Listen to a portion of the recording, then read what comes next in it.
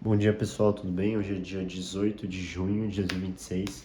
A gente está aí no tópico de conjuntos numéricos. A gente já falou sobre quais são os conjuntos numéricos, já falamos sobre o que são números naturais, já falamos sobre o que são números inteiros, já falamos sobre sucessor e antecessor, já falamos, a gente já conversou aqui sobre as especificidades dos números inteiros. Enfim, a gente já falou sobre os números racionais e agora a gente vai dar sequência aos números racionais e a gente vai falar sobre um tópico aqui que muita gente tem dúvida. Eu também tenho um pouco, mas a gente vai sanar essas dúvidas juntos, que essas dúvidas são sobre dízima periódica. As dízimas periódicas, elas estão dentro dos números racionais, porque os números racionais, eles englobam tudo que vem dos números naturais, tudo que vem dos números inteiros, e, além disso, eles vão englobar frações, eles vão englobar números quebrados, que a gente diz assim, que são os números decimais, e eles também englobam as dízimas periódicas. Mas o que é dízima periódica? Como que a gente pode definir isso? Eu vou escrever aqui em cima, mas sempre que a gente fala dízima periódica, a gente tem que pensar em previsibilidade. Previsibilidade. Pessoal, só uma consideração, se eu estiver entrando muito na frente, vocês me avisam, porque teve uma pessoa que comentou sobre isso, eu não quero atrapalhar, a pessoa falou que dava pra ver mais minhas costas do que o quadro, mas eu tô tentando ficar o mais longe possível. Enfim, dízima periódica, a gente está falando de previsibilidade. Mas o que isso quer dizer? A dízima periódica é quando você tem um número, por exemplo, isso aqui, 0,3. Isso aqui é um número decimal, isso aqui é uma casa decimal, né? A gente inclusive já viu que isso aqui se chama...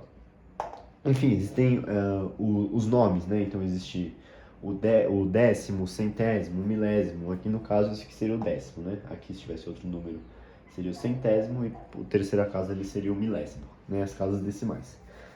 Isso aqui é uma casa decimal, então. Agora, se a gente tem uma repetição assim, ó, 0,3, 3, 3, 3, infinitamente, isso aqui é considerado uma dízima periódica. E a gente representa isso com esse símbolo, 0,3, e esse traço em cima.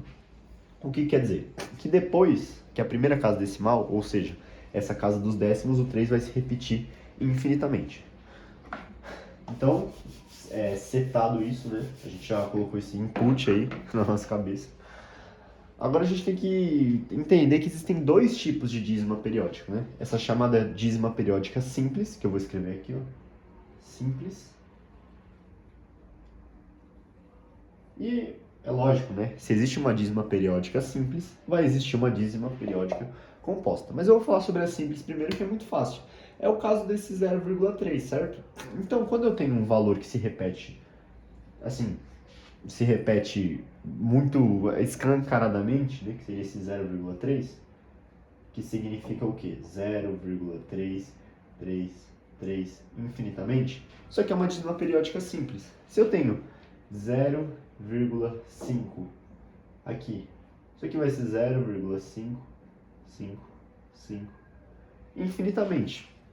Então, a dízima periódica simples é quando só tem um valor depois da vírgula e esse valor sempre vai se repetir. Só que, por exemplo, eu poderia ter também 0,22 como dízima periódica. Então, esse 0,22 se repetiria infinitamente.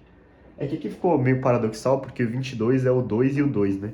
Então, mesmo se fosse só 2, enfim, ficou um pouco estranho. Mas tudo bem. A gente pode considerar que o 22... Opa! Mesmo ele tendo mais de uma casa decimal, né? Ele não sendo apenas a casa dos décimos, ele tendo a casa dos centésimos, ele também vai se repetir. Então, vai ficar 22, 22, 22, infinitamente. Tudo bem que 22 é 2, 2, 2. Então, se fosse só... Enfim, se fosse 23, por exemplo, seria 23, 23, 23, 23, 23, infinitamente. Agora, o que seria uma dízima periódica composta? Vou escrever aqui no outro lado.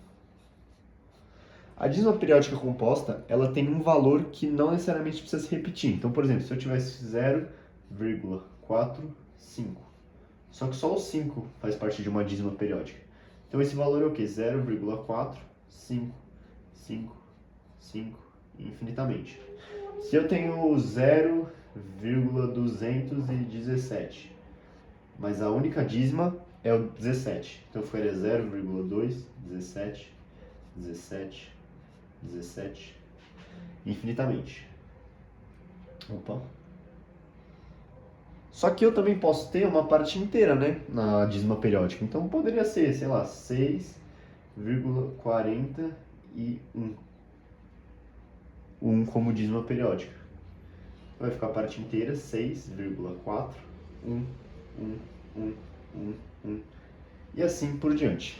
Aqui, na simples, a gente também poderia ter a parte inteira, né? A parte inteira, na verdade, não vai alterar em nada. O que importa da dízima periódica é tudo que vem após a vírgula. Então é isso, tá setado aí o que é dízima periódica simples e dízima periódica composta. Espero que tenha sido significativo, bom, e até a próxima.